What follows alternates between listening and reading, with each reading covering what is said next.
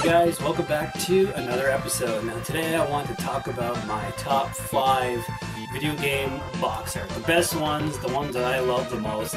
And for actually 2 of my entries, I actually don't have box art. I don't actually have the physical box for the games, which is kind of a downer, but still the label art, the box art's the same, so I'm just going to count that in. So right now, let's just get to it. One of my favorites of all times by Konami on the SNES is Teenage Mutant Ninja Turtles 4, Turtles in Time. Of course, it's a great action, platformer beat 'em up. Actually, not so much of a platformer, just a great beat 'em up. And the arcade game was phenomenal. I remember playing it back in the day. In the early 2000s, they still had a little small arcade where I live. And me and my buddies, scrounge out four people, and we'd actually sit there and beat Turtles in Time, which was awesome.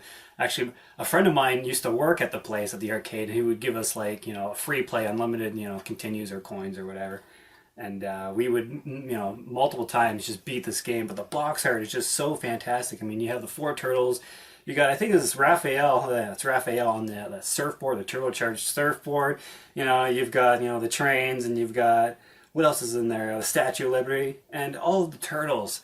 It harkens back to the old black and white comics when they look tough and mean. Well, these guys look tough and mean on the box art. So Turtles in Time, one of my favorites.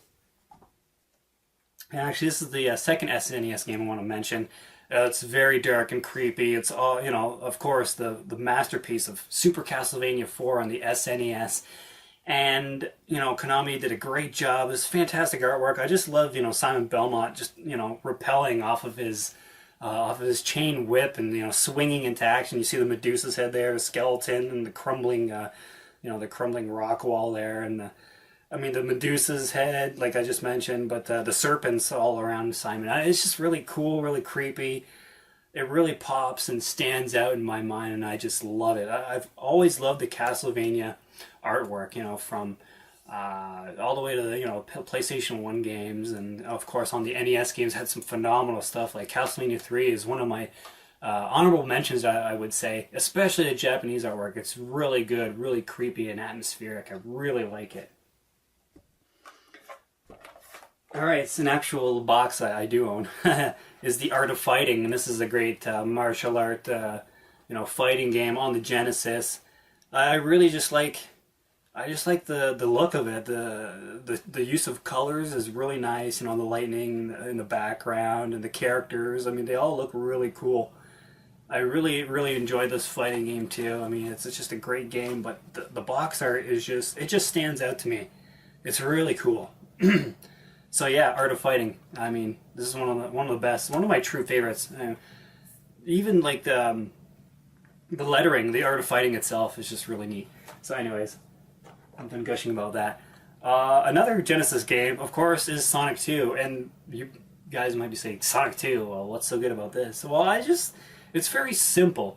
And best of all, it's actually one of the few pieces of artwork that's actually better than the original Japanese version. If you've seen the Japanese version of the box art, I don't like it. It looks like crap. But this one, you got Sonic and Tails there. You got Sonic looking like a badass with his arms folded. You got Robotnik in the background. You got your good guys, your bad guys, and that's it. And him and his hand and crushing the two. I've always liked this, and I like the checkerboard background too. Really cool, really fun stuff. So that's Sonic 2.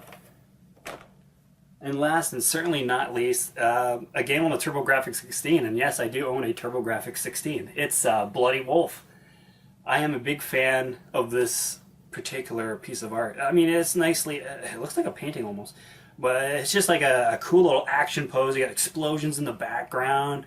You got the 2 choppers back there, a couple of tanks. You got that Arnold Schwarzenegger like soldier, with his arm up and with a knife. It's just really cool, really fun, really awesome. It just reminds me, what it reminds me of? It reminds me of those like old 80s action movie posters.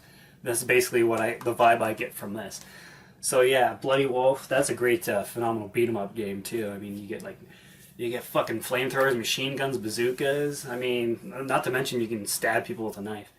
Anyways, I'm done gushing about that. So that's my top 5 box arts. The best ones of all time, in my opinion. It's probably gonna be a lot different for yours, but I could have, easily thrown in like Final Fantasy, either number 2, number 3. They're very simple, like just the lettering and the color, the choice of colors is just very, very nice and simple. But anyways, I'm done talking here. So this is the Max Impact 24 channel, and again, for those about to retro, we fucking salute you. In the meantime, in between time, take care.